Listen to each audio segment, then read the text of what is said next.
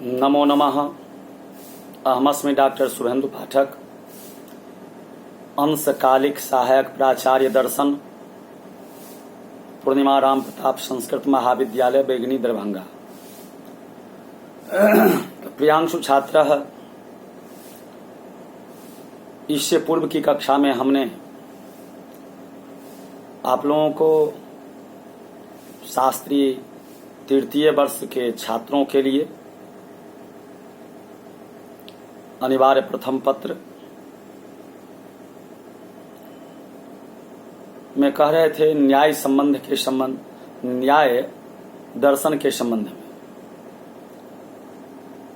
और आज की कक्षा में हम आप लोगों को ज्ञान मीमांसा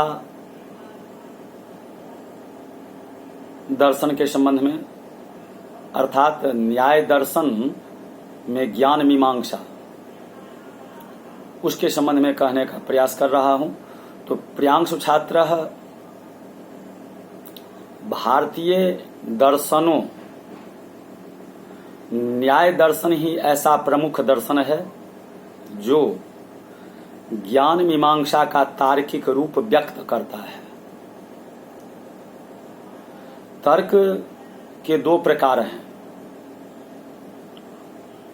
एक में मान्य तर्क तथा दो में अमान्य तर्क। अब न्याय सूत्र में स्वीकार किया गया है कि ज्ञान के द्वारा ही स्वरूपों का बोध होता है। न्याय में ज्ञान जीवात्मा विशेष गुण है, चक्षु, रसना, घ्राण, त्वक तथा श्रोत्र, इन 5 इंद्रियों के द्वारा इन मनस की सहायता से आत्मा से ज्ञान उत्पन्न होता है। ज्ञान की प्राप्ति के लिए ज्ञाता एवं ज्ञेय की आवश्यकता होती है। ज्ञान का विषय आधार है, अर्थात ज्ञान का आधार विषय है।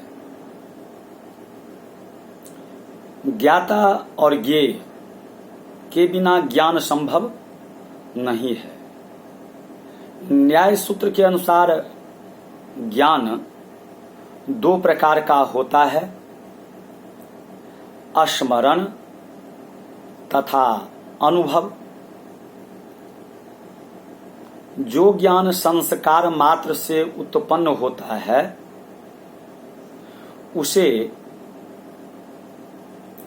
स्मरण ज्ञान कहते हैं।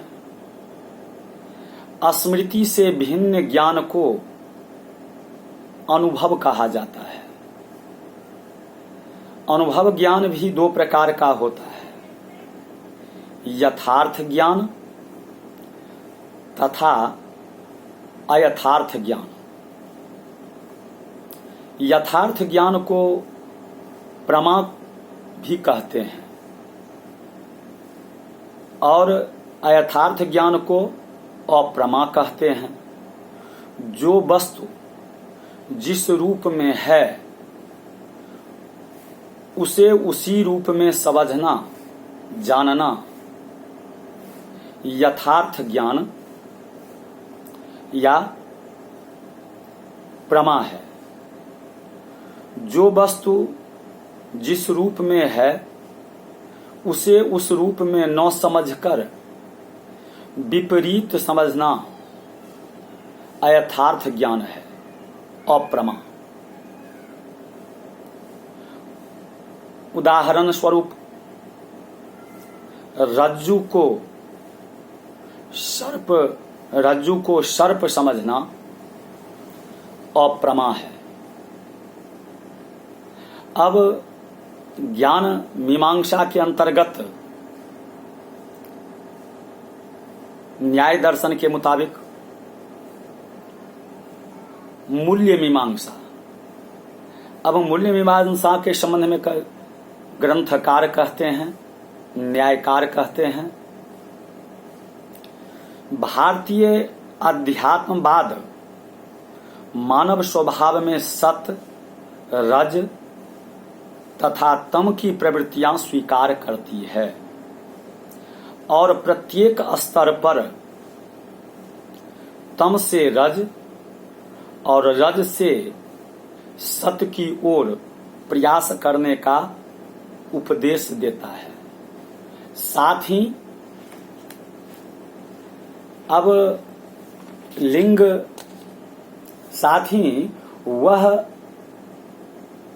स्वभावगत जो पूर्ण जन्म से अर्जित बंधनों को निष्काम कर्म द्वारा संसार में जुड़े रहते हैं, उसे भी समाप्त किए जाने का विचार करता है। दूसरे शब्दों में भारतीय अध्यात्मवाद सांसारिक भोगों को भोगते हुए निःश्रेयस की उपलब्धि पर बल देता है। वस्तुतः जीवन एक कला है। अब और सच्चा कलाकार वही है जो जीवन जैसी कलाकृति को सुंदरतम अभिव्यक्ति प्रदान कर सके। मानव समस्त ज्ञान, संपूर्ण पांडित्य और सभी मान्यताएं निरर्थक है यदि जीवन में वे अंतरंग और बहिरंग दोनों रूपों के चित्रण में उसके सत्य, सत्यम, शिवम और सुंदरम स्वरूप रूप का प्रकाशन न कर सके। जीवन कलाकृति की प्रत्येक भंगिमा अपने आप में आदर्श, उदात्त व पूर्ण होनी चाहिए। इसी सिद्धांत को दृष्टिपात रखकर न्याय सूत्र में धर्म व कर्तव्यों को पालन की पर्याप्त शिक्षा प्रदान की गई है। इस दृष्टि से मान हित संबंधी मूल्यों को माना गया है। न्याय दर्शन के अनुसार मूल्य मीमांसा मानव जीवन के क्रियात्मक पक्ष को उभारती है और सत्कर्म की ओर प्रवृत्त करती है।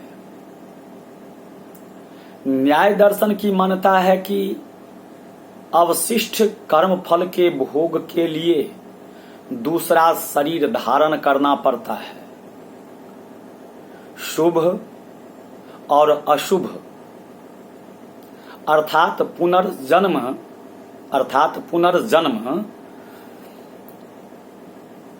पुनर्जन्म के कारण कहे गए हैं। इसी धर्माधर्म प्रवृत्ति के द्वारा ही शुभ या निंदित शरीर की प्राप्ति होती है। जब मनुष्य को आत्मा के स्वरूप का यथार्थ ज्ञान होता है, तब उसका शरीर से संबंध विच्छिन्न होता है